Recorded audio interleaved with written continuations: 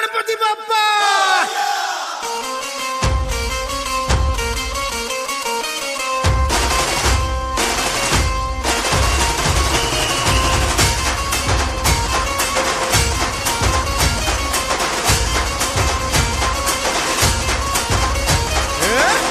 नमन करुणी वंदन इडा मांडून इडा देवाला इडा गावाला इडा पाटलाला इडा मंडळीला आम्ही सांगतो नमन तुम्ही ऐका हो गुणीजन